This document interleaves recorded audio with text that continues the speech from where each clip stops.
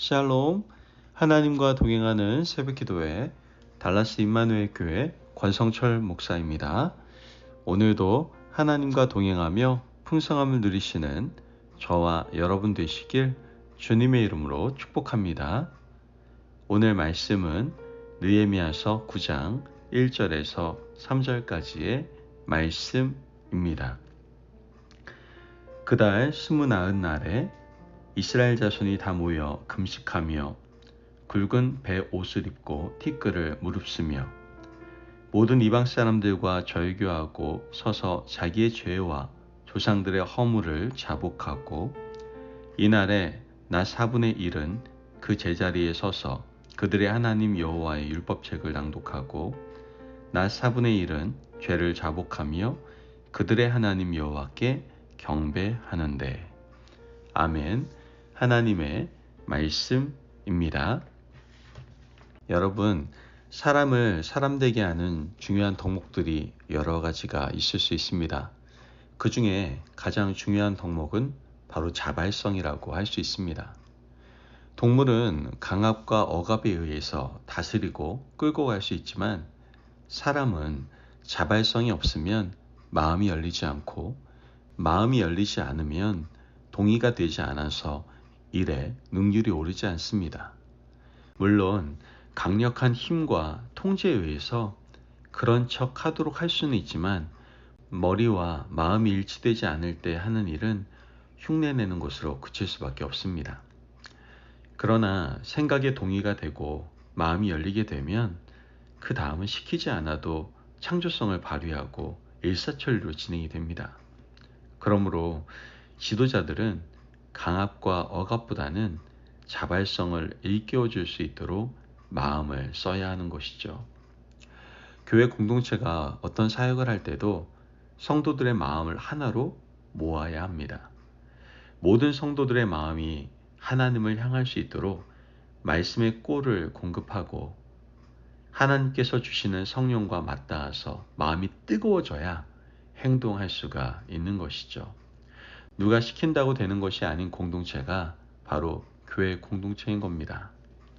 오늘 우리가 읽은 본문의 느헤미야와 함께하는 예루살렘 사람들은 하나님께서 주신 은혜의 말씀으로 마음이 뜨거워졌고 생각이 동의가 되어서 그 다음 이들이 아름다운 열매로 나타나게 되는 것을 보게 됩니다. 그들이 성벽 공사를 끝내고 수문학 광장으로 달려가게 되죠. 그곳에서 학사 에스라를 통해서 하나님의 말씀을 받게 됩니다. 말씀을 한번 받은 것으로 그치지 않고 말씀 받은 이후에 이어지는 초막절 행사를 진행하게 됩니다. 초막절 기간은 일주일인데 이 기간 동안 그들은 마시는 잔치로 일관하지 않고 하나님의 말씀을 매일 받고 성경 공부를 열심히 했습니다. 느헤미야 8장 18절 말씀을 보면 에스라는 첫날부터 끝날까지 날마다 하나님의 율법책을 낭독하고 무리가 이레 동안 절기를 지키고 여덟째 날에 규례를 따라 성회를 열었느니라. 말씀을 보면 이레 동안의 초막절 기간에 성경 공부를 열심히 하고 마지막 여덟째 날에 성회를 열고 하나님 앞에 결단을 했습니다. 이 말씀을 통해서 일주일간 마음이 기경되고 촉촉해졌던 것이죠. 그 후에 그들에게 일어난 놀라운 변화가 9장에 나타나고 있습니다. 오늘 본문 1절 말씀을 보면 그달 29날에 이스라엘 자손이 다 모여 금식하며 굵은 베옷을 입고 티끌을 무릅쓰며 말씀을 보면 금식하고 회개하는 것을 보게 됩니다. 2절 말씀 보면 모든 이방 사람들과 절교하고 서서 자기의 죄와 조상들의 허물을 자복하고 더 나아가 자신들에게 들어와 있었던 이방인들의 행위를 단절하고 여호와 하나님 신앙의 순수성을 지키겠다라고 결단을 하게 됩니다. 이것으로 끝나지 않았어요. 3절 말씀을 보면 이날에 나 4분의 1은 그 제자리에 서서 그들의 하나님 여호와의 율법책을 낭독하고 나 4분의 1은 죄를 자복하며 그들의 하나님 여호와께 경배하는데, 말씀을 보면 회개하고 금식하며 이방 사람의 행위를 단절하겠다고 결단하는 것 이외에도 계속해서 하나님의 말씀을 읽고 회개했던 겁니다. 이것은요, 누가 시켜서 되는 일이 아닙니다. 말씀이 그들의 마음을 감동시켰기 때문에 가능한 일이었다라는 것이죠. 누군가가 억지로 시켜서 금식하고 회개하라고 했다면 아마 지옥보다도 더한 고통이었을 겁니다. 그러나 말씀이 마음을 감동시키면 성령께서 주시는 성령의 법에 매여서 살게 되는 겁니다. 이것으로 그치지 않습니다. 그들의 조상으로부터 이어온 잘못된 행위들을 회개하기 시작합니다. 조상을 탓하는 경우는 많이 보았는데 조상들의 죄를 나의 죄로 알고 조상들의 잘못한 신앙의 모습을 나의 죄라고 여기고 회개하는 것은 보기 힘든 장면입니다. 느헤미야서 9장 25절에서 26절 말씀을 보면 그들이 견고한 성읍과 기름진 땅을 점령하고 모든 아름다운 물건이 가득한 집과 판 우물과 포도원과 감람원과 허다한 과목을 차지하여 배불리 먹어 살찌고 주의 큰 복을 즐겨 싸우나 그들은 순종하지 아니하고 주를 거역하며 주의 율법을 등지고 주께로 돌아오기를 권면하는 선지자들을 죽여 주를 심히 모욕하였나이다.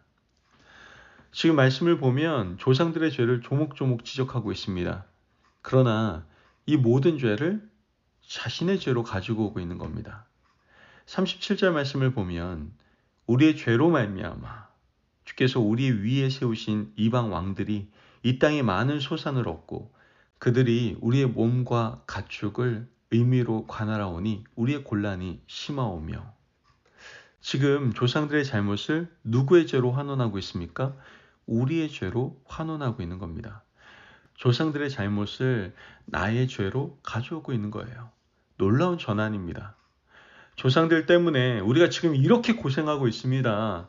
조상들의 잘못을 우리의 죄로 돌리지 마십시오. 하나님, 그들의 죄는 그들의 죄로 끝나게 하시고 오늘 우리는 여기서 해방되게 하셔서 자유를 누리게 해주십시오. 라고 기도하는 것이 일반적인 태도일 것인데 조상들의 죄를 그들의 죄로 가져오는 것은 말씀이 주는 놀라운 변화였던 것이죠. 말씀이 우리 마음에 들어오게 되면 남 탓, 조상 탓, 세상 탓하지 않습니다. 왜 그렇습니까? 모두 나의 문제이기 때문입니다. 여러분, 말씀이 우리 마음 가운데 들어오게 되면요, 세상 아까운데 비겁하게 행동했던 나의 모습이 보이게 되는 것이고 또한 그 죄를 끊어내지 못하는 자신의 모습을 보며 이 세상 공동체에 일어나는 모든 일은 바로 자신의 문제, 내 문제라고 고백하게 되는 것이죠. 이것이 바로 말씀이 우리에게 주는 놀라운 변화입니다. 여러분, 오늘 하루도 하나님의 말씀을 붙들고 시작하시기를 바랍니다. 하나님께서 우리에게 들려주시는 귀한 말씀이 우리의 단단한 마음을 기경하여 부드러운 흙이 되고 모든 문제를 나의 문제로 생각하게 하는 놀라운 변화를 허락하게 하실 줄 믿습니다. 그러므로 우리의 단단한 마음을 말씀과 기도로 기경합시다. 그리고 그 말씀을 통해 나와 공동체, 나와 민족은 하나로 연결되어 있음을 알고 모든 책임을 어깨에 지고 나아가는 거룩한 백성, 저와 여러분이 되시길 주님의 이름으로 축복합니다. 기도하겠습니다. 사랑이 많으신 하나님 감사합니다. 오늘도 우리에게 귀한 말씀에 은혜 허락하심을 감사합니다. 하나님, 우리가 단단한 마음을 말씀과 기도로 기경하겠습니다. 또한 모든 문제가 나에게 있음을 깨닫고 늘 모든 일에 책임지는 자세를 가지며 살아갈 수 있도록 주님 은혜 베풀어 주옵소서. 감사하며 예수님의 이름으로 기도합니다. 아멘. 오늘도 하나님과 동행하며 풍성함을 누리시는 저와 여러분 되시길 주님의 이름으로 축복합니다. 여러분, 오늘 말씀으로 우리의 마음을 기경합시다. 그리고 그 말씀을 통해서 우리 삶 가운데 있는, 우리 공동체 가운데 있는 모든 문제를 지금 나와 분리하지 않고 오히려 책임지는 마음을 가지며 살아가시기를 바랍니다. 말씀 안에서 승리하십시오.